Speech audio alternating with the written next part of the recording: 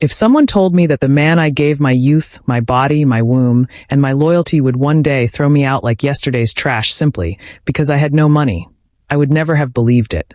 If someone whispered to me on my wedding day that the same man who promised before God and men to stand by me forever would later call me useless because I stayed at home to raise our children, I would have laughed and said they were joking.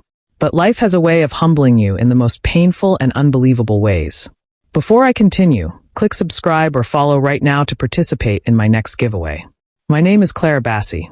I am 33 years old, and if you saw me today, you might think I have always been this confident, well-traveled, and neatly put-together woman. But the truth is, life dragged me through fire before I became who I am.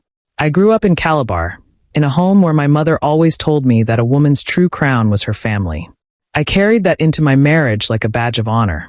When I met Raymond Daniels, he was tall, dark, and had the kind of smile that could melt even the hardest heart. I was just 26 when we married, and I believed with everything in me that I had found my forever. The first years of our marriage were not easy. We struggled like every young couple starting out. There were nights when we ate Gary with groundnut and pretended it was a feast. There were mornings when I sat in the market, calculating every naira before buying soup ingredients. But through all of it, I held my head high because Raymond was a dreamer. He always said, "Clara, don't worry, one day we will live abroad and our children will never know suffering." I believed him. When our son Daniel was born in the second year of our marriage, I gave up my small teaching job to care for him. Then 2 years later, Sarah came, and my days were filled with diapers, baby cries, and lullabies. Raymond insisted it was better that way. He said, "Stay home, Clara, let me hustle. The children need you more than the money." I listened because I wanted to be the kind of wife and mother that my mother had taught me to be. By the 4th year, things got harder. Rent piled up. Food became scarce. Raymond grew restless. That was when he told me he wanted to travel to America for his master's degree. At first, I was scared. "How will we cope without you?" I asked him.